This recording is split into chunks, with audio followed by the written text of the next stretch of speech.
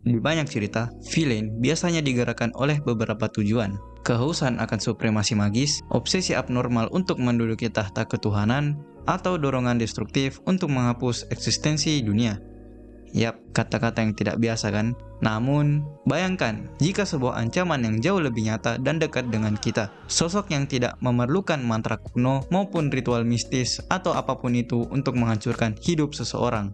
Ia hanyalah pria parubaya dengan setelan jas mahal, berdarah dingin, dan mahir memanfaatkan hukum, birokrasi, serta kepatuhan buta masyarakat demi memuaskan egonya sendiri. Ia adalah bayangan hitam yang merampas masa depan para protagonis. Pria yang menjadi perwujudan dari kebusukan moral terdalam seorang predator politik yang secara sistematis telah mengoyak kehidupan banyak orang, utamanya para anggota Phantom Thieves, sebelum mereka bahkan sempat mengenakan topeng pemberontakan mereka.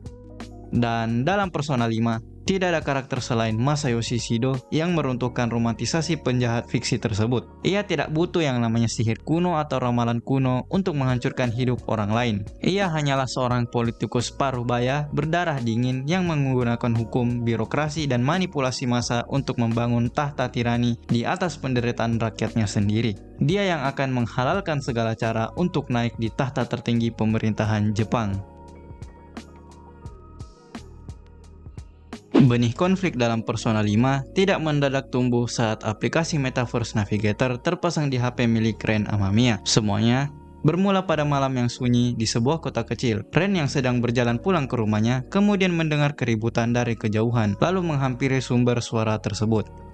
Saat itu juga, Ren menyaksikan ketidakadilan terjadi di depan matanya. Seorang pria mabuk yang sedang melakukan pelecehan dan memaksa seorang wanita masuk ke dalam mobilnya. Didorong oleh rasa keadilan, Ren melangkah maju untuk melerai. Namun, tindakan heroiknya itu justru menjadi petaka dan awal dari mimpi buruknya. Pria itu tersandung dan jatuh. Bukannya merasa bersalah, dengan tatapan penuh, ia mengancam Ren bahwa satu kalimatnya saja bisa menghancurkan hidup remaja tersebut. Pria itu tidak sekedar melayangkan ancaman kosong. Pria tersebut langsung menggunakan koneksi politik dan aparat hukum yang berada di bawah kendalinya untuk memutarbalikkan fakta di atas kertas. Wanita yang hendak ditolong Ren pun dipaksa bungkam dan memberikan kesaksian palsu di bawah tekanan. Dan dalam sekejap mata, Ren yang merupakan seorang penolong justru dicap sebagai pelaku kriminal. Ia dituntut atas pasal penganiayaan berat, dijatuhi catatan kriminal palsu yang cacat seumur hidup, dan dikeluarkan secara tidak hormat dari sekolahnya. Ironis sekali memang cuy. Seluruh sistem yang seharusnya melindungi orang tidak bersalah justru berbalik menyerang Ren demi melindungi reputasi satu orang pria berkuasa. Remaja itu pun kehilangan segalanya, reputasinya, teman-temannya, dan tempat ia tinggal. Ia dibuang ke kota megapolitan Tokyo sebagai anak bermasalah, hidup dalam pengawasan ketat di bawah status masa percobaan, memikul beban kejahatan yang tidak pernah ia lakukan sama sekali. Ya, bisa dilihat bahwa yang namanya orang jahat berkekuatan politik pada dasarnya emang kayak gini semua. Menggunakan kuasanya untuk melakukan tindakan yang tidak mengayomi masyarakat. Bukan hanya tidak mengayomi, tapi juga melakukan kekerasan pada rakyat itu sendiri. Waktu berlalu, dan Ren yang kini memimpin Phantom Thieves berhasil menggulingkan guru korup di sekolahnya, Suguru Kamoshida. Nah, untuk merayakan keberhasilan pertama Phantom Thief dalam mengubah hati seseorang, tim berkumpul di sebuah restoran hotel mewah yang sangat eksklusif. Dan disinilah takdir kembali mempermainkan Ren sekali lagi. Saat Ren dan Ryuji hendak menggunakan lift, rombongan pria berjas hitam memotong jalannya dengan kasar. Padahal, Ren dan Ryuji lebih duluan ada. Di tengah kawalan ketat itu, berdirilah pria yang sama dari malam terkutuk itu. Pria yang telah menghancurkan hidup Ren. Dalam suasana restoran yang bising oleh para elit dan orang kaya di sana, pria ini menunjukkan sikap kasar dan arogannya, memerintahkan penyelesaian kasus secepatnya kepada salah satu pengawalnya. Ketika Ren menatapnya, pria itu bahkan tidak mengingat wajah remaja yang telah ia hancurkan hidupnya. Bagi sang politikus, Ren hanyalah debu jalanan yang tidak layak mendapatkan ruang di memorinya. Pertemuan kedua ini menegaskan jurang pemisah yang kejam, bahwa di satu sisi ada penguasa yang merasa kebal hukum, dan di sisi lainnya ada rakyat kecil yang suaranya dianggap tidak lebih dari sekedar angin lewat. Pria sombong inilah yang akhirnya kita kenal sebagai kandidat kuat Perdana Menteri Jepang nantinya bernama Masayoshi Shido. Sama seperti sepak terjangnya di dunia birokrasi nyata, Shido menyadari bahwa hukum konvensional saja tidak cukup untuk melengsarkan kekuasaannya. Secara sembunyi-sembunyi, Ia melintasi batas nalar manusia dengan memanfaatkan riset supranatural tentang dimensi kognitif sebuah dunia paralel yang ia jadikan senjata rahasia demi memuluskan jalannya menuju kursi kekuasaan tertinggi di Jepang. Di dalam ekosistem kriminal bawah tanahnya ini, Shido bertindak bagai seorang sutradara teater yang kejam, membagi kaki tangan dan targetnya ke dalam 3 fungsi strategis yang merepresentasikan kehancuran sistematik. Wakaba Ishiki sebagai korban yang dieliminasi. Wakaba adalah seorang ilmuwan jenius yang berhasil menembus tabir misteri alam bawah sadar melalui penelitiannya tentang cognitive science. Namun, di dunia Shido, kecerdasan tanpa kesetiaan adalah ancaman. Ketika hasil riset Wakaba mulai dianggap berbahaya bagi stabilitas rencana jangka panjangnya dan berpotensi membongkar ambisinya, Shido bertindak tanpa ragu. Ia memerintahkan pembunuhan kognitif terhadap ibu Futaba tersebut lewat fenomena mental shutdown. Merekayasanya seolah-olah sebuah kecelakaan akibat tekanan kerja. Semua demi merebut dan memonopoli seluruh data penelitian berharga itu secara ilegal untuk kepentingannya sendiri. Kunikazu Okumura sebagai penyokong dana yang dibuang. Korupsi membutuhkan bahan bakar, dan bahan bakar Shido adalah uang. Ia melirik Kunikazu Okumura, seorang pebisnis makanan cepat saji yang dibutakan oleh keserakahan dan ambisinya untuk masuk ke dalam dunia politik. Shido dengan liciknya memanfaatkan kapitalisme Okumura, memeras kekayaannya demi mendanai kampanye raksasa miliknya dengan imbalan proteksi hukum palsu. Namun, Okumura tidak pernah menjadi sekutu. Ia hanyalah sebuah dompet berjalan. Ketika popularitas Phantom Thieves mulai mengancam dan Shido membutuhkan kambing hitam, ia mengeksekusi Okumura tepat di hadapan siaran langsung televisi melalui mental shutdown, mengorbankan sang pengusaha demi membalikkan opini publik dan menyudutkan posisi para vigilante bertopeng. Dan yang terakhir ada Goro Akechi sebagai senjata rahasia yang dimanipulasi. Hubungan paling beracun dan mengerikan dalam seluruh saga ini terjalin antara Shido dan sang detektif Prince, Goro Akechi. Di hadapan publik, Akechi adalah pemuda idealis, namun di balik layar, ia adalah algojo metaverse milik Shido. Tragedi terdalamnya adalah kebutaan Shido yang tidak pernah menyadari atau bahkan tidak peduli bahwa remaja yang ia manfaatkan ini adalah anak kandungnya sendiri yang lahir dari hubungan gelapnya di masa lalu yang ia telantarkan, yang kini kembali dengan dendam kesumat.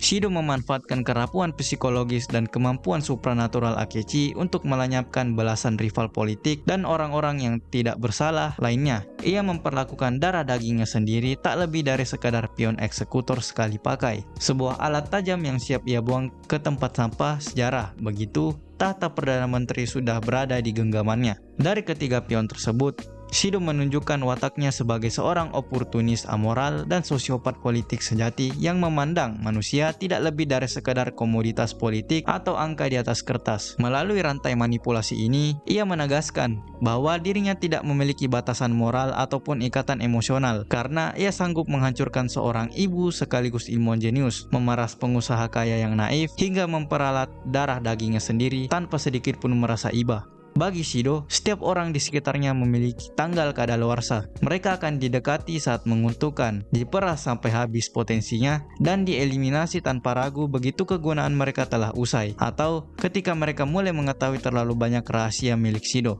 Pada akhirnya, semua pengorbanan ini membuktikan bahwa Shido adalah sosok penjahat yang menganggap dirinya sebagai sutradara mutlak di dunia nyata, yang dengan dingin mengatur kematian, kebangkrutan, dan kegilaan orang lain hanya untuk melapisi jalan setapak menuju tahta kekuasaannya. Selama berbulan-bulan lamanya, Phantom Thieves mengira mereka sedang menyelesaikan kasus-kasus distorsi yang terpisah, memburu monster-monster sosial yang lahir secara acak dari keserakaan kota Tokyo. Namun, ketika topeng konspirasi raksasa ini perlahan mulai dikoyak, sebuah kesadaran mengerikan menghantam para Phantom Thieves. Benang merah dari setiap penderitaan, korupsi, fenomena mental shutdown, hingga kehancuran hidup yang mereka alami tidak mengalir ke banyak arah. Semuanya bermuara dan terikat kuat pada satu nama yang sama. Pria yang berasal dari malam kelam di sisi jalan. Pria yang berdiri di restoran mewah. Arsitek bayangan di balik semua tragedi itu adalah satu orang yang sama, Masayoshi Shido. Ironisnya, saat kebenaran ini mulai terungkap di bawah tanah, di dunia nyata, Shido justru sedang berada di puncak kejayaannya. Ia melangkah ke panggung-panggung kampanye pemilihan Perdana Menteri dengan topeng seorang juru selamat, berpidato dengan nada berwibawa yang menjanjikan masa depan cerah, pembersihan korupsi, kejayaan bagi negara Jepang, dan janji-janji manis lainnya.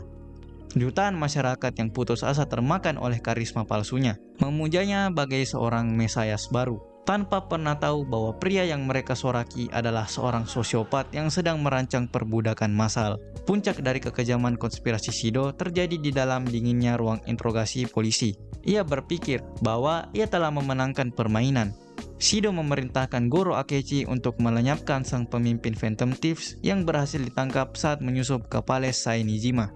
Dengan senyum dingin tanpa penyesalan, Akechi menarik pelatuknya, mengeksekusi Joker dari jarak dekat dan merekayasanya sebagai tindakan bunuh diri akibat tekanan mental akibat interogasi.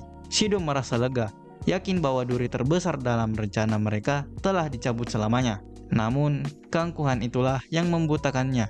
Shido tidak pernah menyadari bahwa yang dieksekusi di ruang interogasi itu hanyalah Joker palsu. Sebuah refleksi kognitif yang diciptakan melalui strategi jebakan balik yang jenius oleh Phantom Thieves demi memalsukan kematian Ren di dunia nyata. Dengan Ren yang kini bergerak di balik kematian palsunya, Phantom Thieves langsung menyelami Metaverse untuk meruntuhkan distorsi terbesar yang pernah mereka hadapi. Di sanalah mereka menemukan representasi sejati dari jiwa Shido. Palace miliknya tidak mewujud sebagai bangunan megah seperti kastil atau piramida, melainkan sebuah kapal pesiar mewah raksasa yang dinamakan Diet Ship. Sebuah kapal pesiar yang berlayar di atas puing-puing kota Tokyo yang sudah hancur. Di dalam benak Shido yang angkuh ini, ia memandang seluruh negara Jepang telah hancur, bangkrut, dan tenggelam di dasar lautan akibat ketidakmampuan para pemimpin terdahulu. Dalam persepsi kognisinya yang sangat angkuh ini, hanya kaum elit politikus korup, pengusaha kaya, dan para pemegang kekuasaan yang pantas berada di atas dek kapal pesiar mewahnya untuk diselamatkan dan menikmati kemewahan. Sementara masyarakat biasa, di mata Shido, publik dan rakyat jelata hanyalah sekumpulan kru tanpa wajah yang dipaksa untuk terus mendayung di ruang mesin yang pengap di bawah dek kapal, menyediakan energi dan memeras keringat agar kapal pesiarnya bisa terus melaju menuju puncak tirani absolut. Ketika Phantom Thieves akhirnya berhasil menembus barikade terakhir dan mengonfrontasi Shido di ruang kemudi Palace-nya, mereka tidak hanya mendapati seorang politikus yang ketakutan, mereka berhadapan dengan keangkuhan yang mengkristal di dalam dirinya. Dalam dialog terakhir sebelum fajar pertempuran menyingsing, asik, Shido dengan lantang menolak mengakui bahwa dirinya salah. Ia memandang rendah Ren Amamiya dan Phantom Thieves, mengungkit kembali malam kelam di mana ia menghancurkan hidup remaja tersebut, dan dengan penuh delusi menyatakan bahwa mengorbankan rakyat kecil adalah harga yang murah demi membawa Jepang menuju kejayaan di bawah kendali tunggalnya. Bagi Shido, Phantom Thieves hanyalah sekumpulan tikus jalanan yang mencoba menghentikan jalannya kapal pesiar takdir miliknya. Setelah bertransformasi menjadi Char Aznable jadi-jadian, pertempuran pun pecah dalam skala yang mengerikan. Pada fase pertama pertempuran kognitif ini, Shido mengekspresikan keserakahannya secara ekstrim dengan memanifestasikan kognisi publik sebagai fondasi kekuatannya. Ia bertransformasi menjadi Beast of Human Sacrifice, seekor monster singa mekanis berlapis emas murni, di mana tubuh binatang tersebut terbentuk dari tumpukan tubuh-tubuh manusia tanpa wajah yang meliuk kesakitan. Ini adalah visualisasi paling menjijikan dari filosofi politik milik Shido. Sebuah entitas monster yang seluruh kekuatan, pertahanan, dan daya hancurnya bersumber langsung dari eksploitasi, injakan, serta penderitaan dari orang-orang yang telah ia korbankan sepanjang karir politiknya. Di atas punggung monster tirani ini, Shido menyerang Phantom Thieves dengan rentetan serangan fisik dan elemen yang mencoba meremukkan tekad pemberontakan mereka. Namun, ketika Phantom Thieves berhasil menghancurkan wujud singa emas tersebut, Shido tidak menyerah. Didorong oleh ego tak terbatas yang menolak untuk kalah dari anak-anak remaja, ia melepaskan sisa kemanusiaannya dan memasuki fase kedua yang jauh lebih personal dan brutal. Tubuhnya membesar secara abnormal. Otot-ototnya mengeras sebagai baja hitam dengan urat-urat yang berdenyut kencang, bertransformasi menjadi perwujudan kognitif dari dewa tiran, Samael. Dalam wujud ini, Shido tidak lagi bersembunyi di balik tameng korbannya. Ia bertarung menggunakan tangan kosong dan amarah murni, melepaskan gelombang energi Megidolaon dan memanipulasi kelemahan elemen tim untuk membuktikan bahwa egonya berada di atas hukum alam dan takdir. Disinilah letak keunikan terbesar dari Persona 5. Kita tidak sedang bertarung melawan entitas kosmik purba dari dimensi anta berantah atau monster mitologi yang jatuh dari langit. Kita sedang bertaruh nyawa menghadapi ego psikopat dari seorang manusia biasa yang merasa dirinya telah melampaui batas hukum manusia dan Tuhan, melawan manusia yang sudah diselimuti oleh egonya sendiri. Jadi disinilah perbedaannya dengan Persona 4, dimana kalau Adachi sebagai main bossnya masih diboost oleh Amino Sagiri untuk mendapatkan kekuatan tambahan dan memperkuat dirinya, maka Shido ini benar-benar tak dapat tambahan kekuatan dari dewa atau apapun yang ada di seri ini. Dia benar-benar bertarung menggunakan egonya sendiri. Gokil emang ini manusia.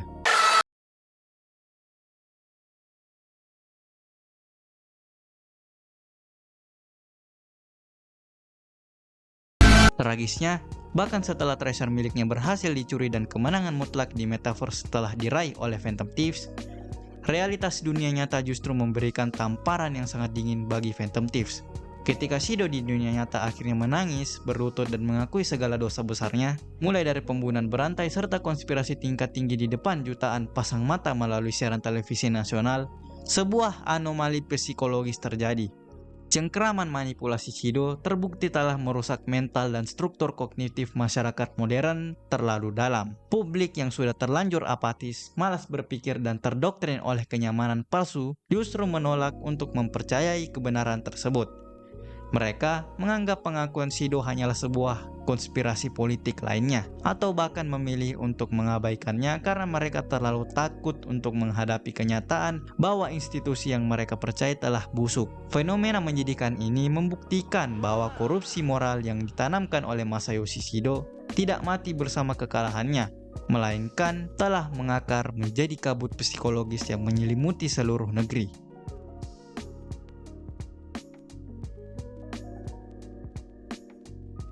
Pada akhirnya, Masayoshi Shido meninggalkan sebuah refleksi sosial yang sangat dingin dan tidak nyaman bagi kita semua, bahwa monster paling menakutkan di dunia ini seringkali tidak lahir dari lembaran cerita fiksi, mitologi kuno, ataupun kegelapan dimensi mistis. Ia tidak membutuhkan taring, tanduk, atau kekuatan sihir untuk mengancam eksistensi kita. Ia lahir dan tumbuh subur dari dalam sebuah sistem sosial yang kita bangun sendiri, sebuah lingkungan yang membiarkan keserakahan apatisme publik dan pemujaan terhadap figur kekuasaan tumbuh tanpa kendali. Shido adalah manifestasi dari apa yang terjadi ketika masyarakat memilih untuk menutup mata demi kenyamanan sesaat, membiarkan hukum dibeli, dan membiarkan kebenaran ditukar dengan janji-janji palsu stabilitas politik. Ia bersembunyi dengan sangat rapi di tempat terbuka, di balik setelan jas mahal yang disetrika sempurna, serta senyuman penuh wibawa di atas podium kampanye yang megah.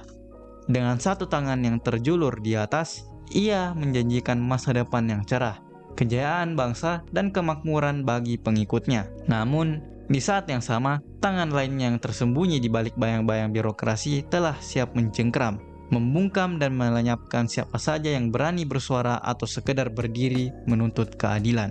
Sedikit catatan, alasan mengapa publik masih mempercayai Shido bahkan setelah Shido dikalahkan dan mengakui semua kejahatannya di depan publik karena ulah main antagonis lainnya, yaitu Yaldabaoth. Karakternya akan kubahas setelah video ini. Dan mungkin segitu dulu buat videoku kali ini. Kalau kalian mau request buat pembahasan selanjutnya atau sekedar ngasih kritik dan saran, silahkan kalian komen di kolom komentar di bawah. Dan